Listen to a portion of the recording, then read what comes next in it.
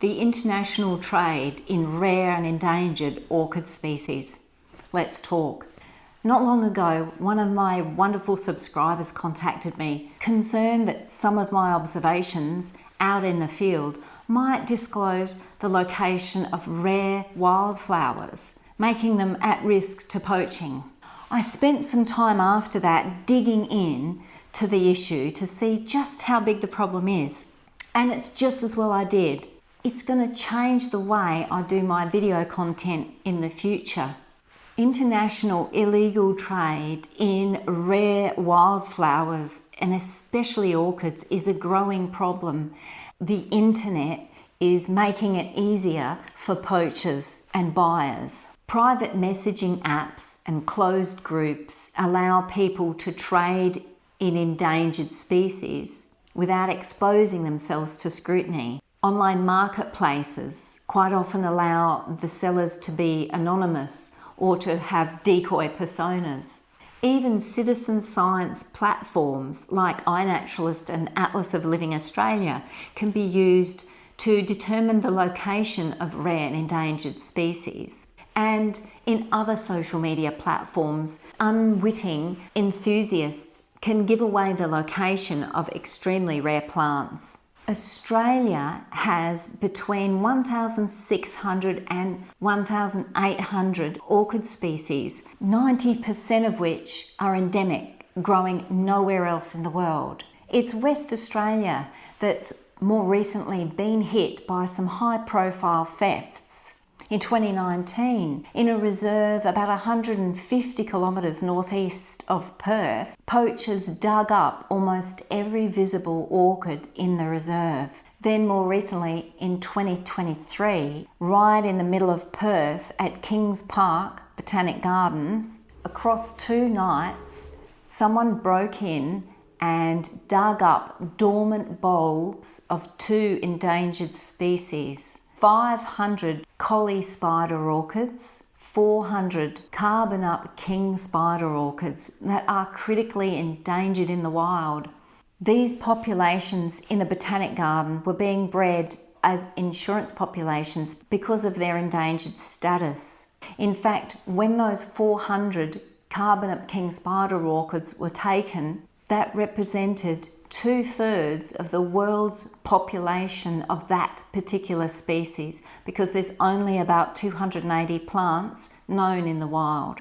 These orchids aren't just pretty novelties. They're so diverse and so uniquely adapted to their niche that each species forms a link in a chain of relationships in the local community. The pollinators, the predators, the fungi, and other soil microbes. And in fact, the orchids that were stolen from Kings Park, it's quite likely that all of those will die, because those species of orchids, like many spider orchids, live in a close, co-evolved, symbiotic relationship with specific species of soil fungi. So transferred to new soil or potting mix, they're unlikely to survive. These amazing orchids are even more than ecologically irreplaceable.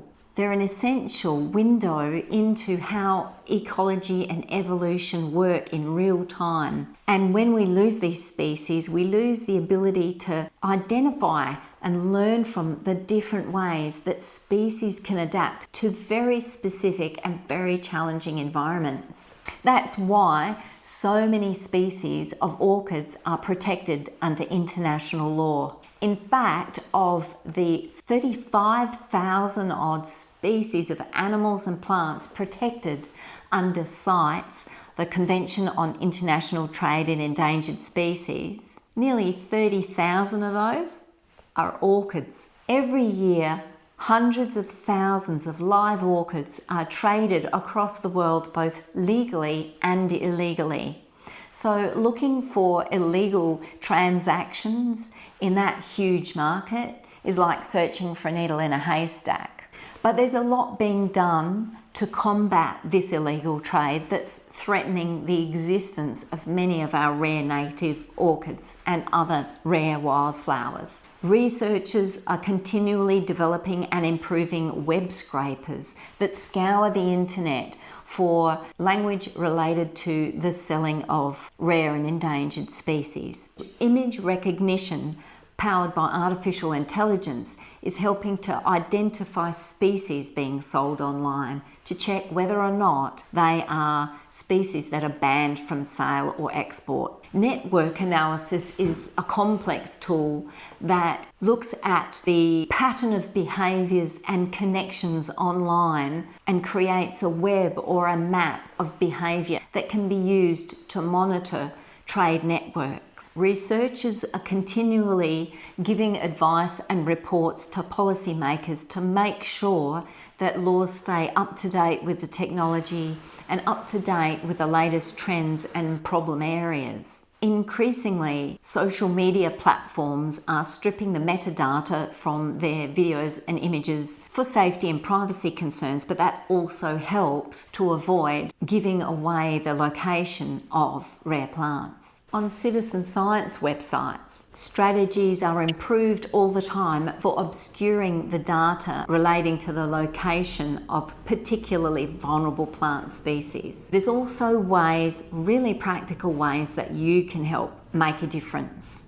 When you're sharing your observations online, if you are dealing or you suspect you're dealing with a particularly rare species, just avoid narrative descriptions of exactly where you are, or avoid having really noticeable landmarks in the background. Walkers and local residents are the first line of defence for monitoring and reporting on illegal trade in wild plants and animals. With such a vast country, it's just not possible to have rangers patrolling everywhere, the conservation parks near city areas, let alone stretching into the outback. So that's where local residents and travellers come in. You've got a really important role to play. Just noticing who's out there and whether or not they seem to be doing anything suspicious.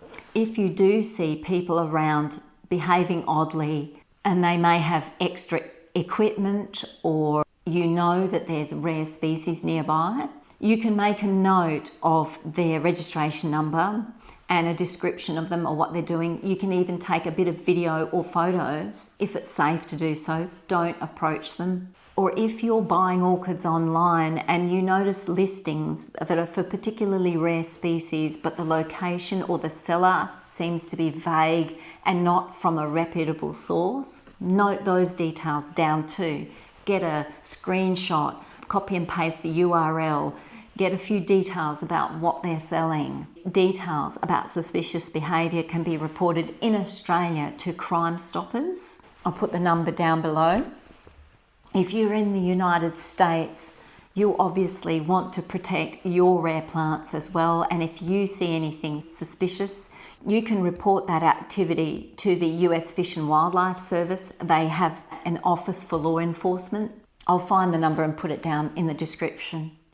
It feels like there's a lot happening in the world at the moment that we can't do much about, but we can be stewards of our local nature. Each of us can learn a little bit more about what's special in our local area, what needs extra protection.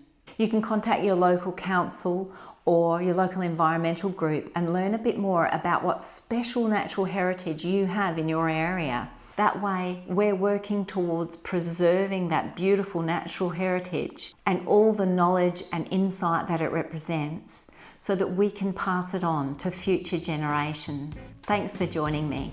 See you next time.